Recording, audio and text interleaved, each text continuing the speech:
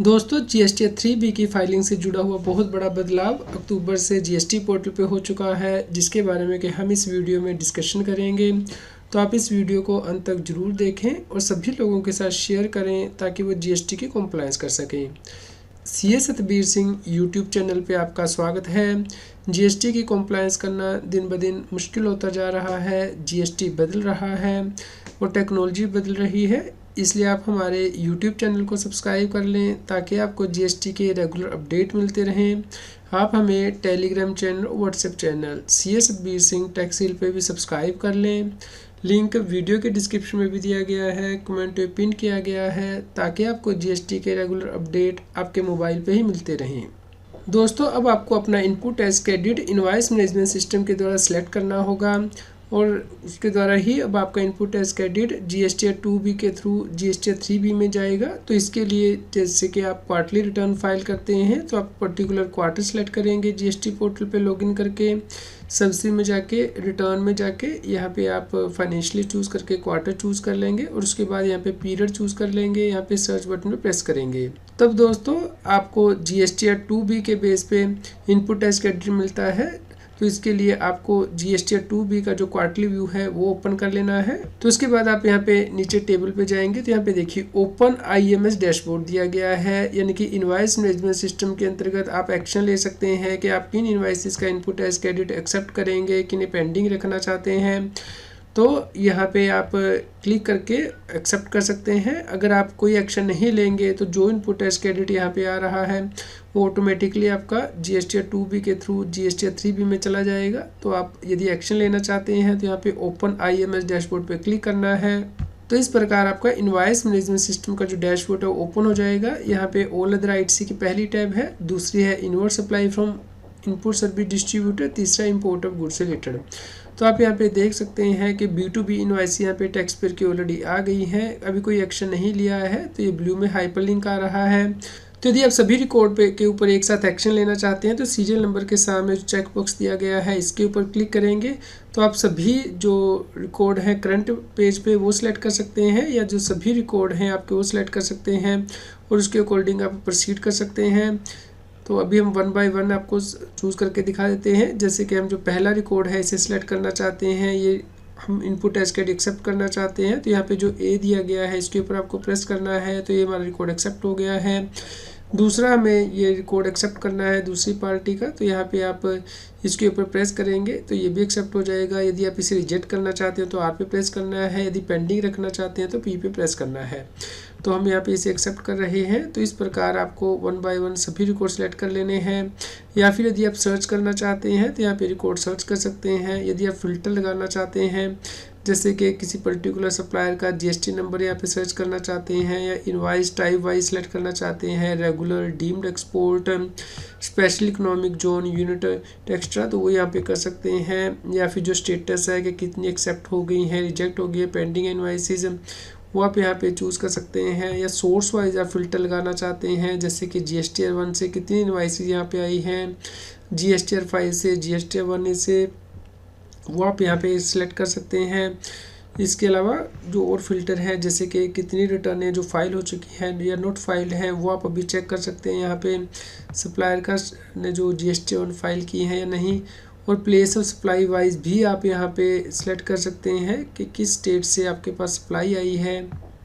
तो आप यहाँ पे नीचे पे जाके स्क्रॉल भी कर सकते हैं और जो फर्दर डिटेल है देख सकते हैं जैसे कि invoice, date, amount, tax extra, और यहाँ पे इसे आप एक्सेल में डाउनलोड भी कर सकते हैं। तो जैसे ही आप इन रिकॉर्ड को सेव कर देते हैं, नीचे जो सेव बटन दिया गया है उसके बाद यहाँ पे जो स्टेटस है वो चेंज हो जाएगा कि आपने ये रिकॉर्ड जो है वो एक्सेप्ट कर लिए हैं।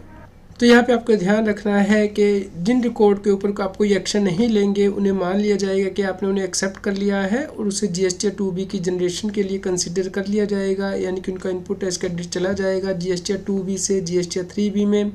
जैसा कि आप यहाँ पे देख सकते हैं कि 26 रिकॉर्ड पे हमने कोई एक्शन नहीं लिया है। यदि हम इन 26 रिकॉर्ड के ऊपर कोई एक्शन नहीं लेंगे तो डीम्ड एक्सेप्टेड माने जाएंगे जीएसटी 2B में।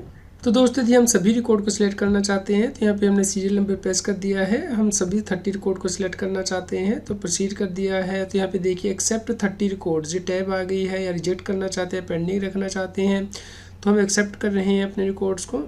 तो उसके बाद आपको ये वार्निंग आएगी जिससे कि आपको चेक करना है, क्योंकि हमने कुछ रिकॉर्ड पहले ही एक्सेप्ट कर लिए हैं इसलिए वार्निंग आ रही है। हम ओके करेंगे, उसके बाद नीचे जाके सेव पे प्रेस कर देंगे, प्रोसीड करेंगे। तो यहाँ पे आप IMS डैशबोर्ड से रिलेटेड एडवाइजरी भी दे सकते हैं GST पोर्टल पे। तो यहाँ पे जो रिकॉर्ड आएंगे वो सप्लायर जब GST 1 फाइल कर देगा या 1A फाइल करेगा या GST 5 GST 6 फाइल करेगा या फिर बिल ऑफ एंट्री फाइल की जाएगी IC गेट पे, तो उसके बेस पे रिकॉर्ड यहाँ पे आएंगे। तो यहाँ पे या तो रिकॉर्ड को एक्सेप्ट करना है या रिजेक्ट करना है या फिर पेंडिंग रखना है। तो यदि आप रिकॉर्ड को एक्सेप्ट कर लेते हैं या फिर रिजेक्ट कर देते हैं तो वो IMS डैशबोर्ड से बाहर चला जाएगा और आपकी GST 3B में जो है रिस्पेक्टिव एंट्री हो जाएगी। लेकिन यदि आप रिकॉर्ड को पेंडिंग रखते हैं तो IMS डैशबोर्ड में ही रहेगा, आप फ्यूचर में इसके ऊपर कोई एक्शन ले सकते हैं। तो यदि आप किसी रिकॉर्ड के ऊपर कोई एक्शन नहीं लेंगे तो उसे डीम्ड एक्सेप्टेड माना जाएगा। यदि सप्लायर के द्वारा कोई क्रेडिट नोट जारी किया गया है तो उसे रिसिपिएंट पेंडिंग नहीं रख सकता है। लेकिन यहाँ पे एक्सेप्शन भी है, यानी कि यदि रिसिपिएंट ने ओरिजिनल क्रेडिट नोट को एक्सेप्ट कर लिया था और अपना इनपुट टैक्स क्रेडिट रिड्यूस कर दिया था तो उसके बाद वो डाउनवर्ड अमेंडमेंट को पेंडिंग रख सकता है क्रेडिट नोट की। इसी प्रकार यदि कोई उसने इनवाइस या फिर डेबिट नोट जो है वो एक्सेप्ट कर लिया था और input tax credit already claim कर लिया था तो उसके बाद यदि डाउनवर्ड अमेंडमेंट होती है इनवाइस में डेबिट नोट में तो उसे पेंडिंग नहीं रख सकता है। यदि रिसिपिएंट के द्वारा बिल ऑफ एंट्री को एक्सेप्ट कर लिया गया था और इनपुट टैक्स क्रेडिट क्लेम कर लिया गया है तो अब यदि डाउनवर्ड अमेंडमेंट होती है बिल ऑफ एंट्री में तो उसे पेंडिंग नहीं रखा जा सकता। इसी प्रकार बिल ऑफ एंट्रीज की और उसकी रिलेटेड जो अमेंडमेंट है उसे रिजेक्ट नहीं किया जा सकता है। यदि आपके ओरिजिनल रिकॉर्ड एक टैक्स पीरियड की GST 2B में आ रहे हैं और अमेंडेड रिकॉर्ड दूसरे टैक्स पीरियड की GST 2B में आ रहे हैं तो पहले आपको ओरिजिनल रिकॉर्ड के ऊपर एक्शन लेना होगा, उसके बाद ही आप अमेंडेड रिकॉर्ड के ऊपर एक्शन ले पाएंगे। लेकिन यदि दोनों ही रिकॉर्ड आपके सेम GST 2B में आ रहे हैं तो उस केस में जो अमेंडेड रिकॉर्ड है वही GST 2B में कंसिडर किया जाएगा ITC की कैलकुलेशन से रिलेटेड। यहाँ पे IMS में रिकॉर्ड आ जाएंगे जैसे ही सप्लायर अपने GST 1 में रिकॉर्ड सेव करेगा, हालांकि उसने GST 1 फाइल नहीं की है।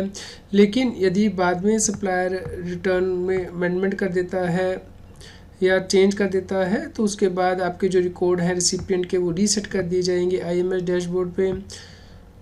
तो हर महीने के ख़त्म होने के बाद 14 तारीख तक GST 2B को जनरेट कर दिया जाएगा, लेकिन रिसिपिएंट इसमें चेंजेस कर सकता है, यानी कि उन्हें एक्सेप्ट कर सकता है, पेंडिंग रख सकता है या फिर रिजेक्ट कर सकता है।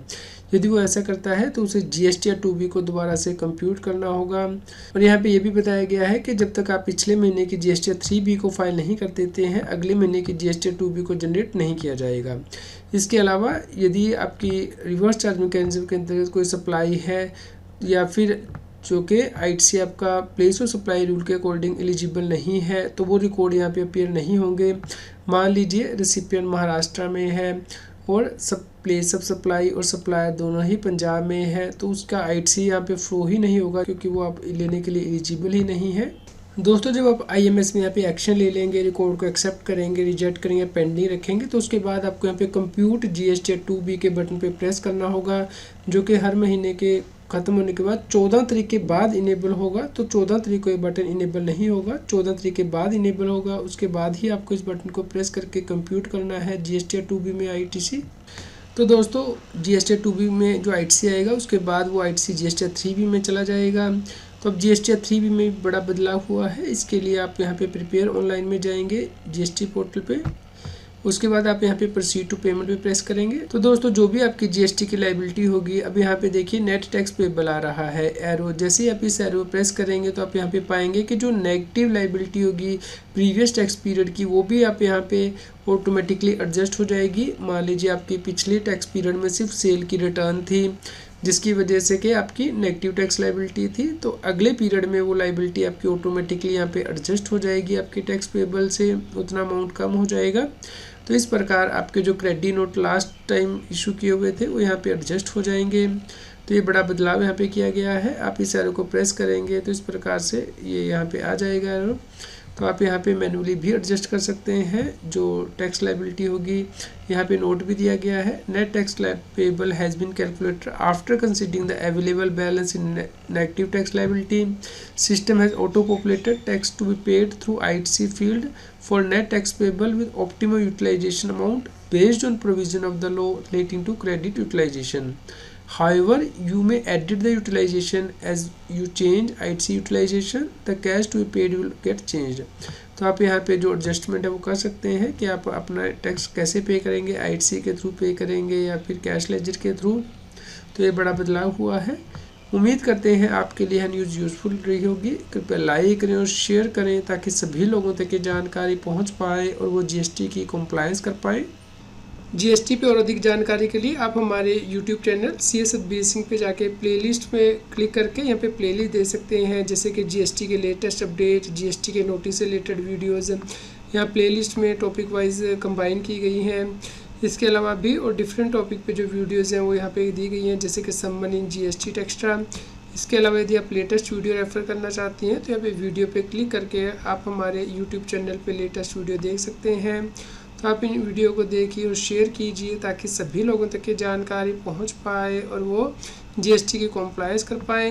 यदि आपका कोई क्वेश्चन हो तो आप हमें कमेंट करके ज़रूर बताएं। रेगुलर GST और टैक्स अपडेट के लिए इस चैनल को सब्सक्राइब करें।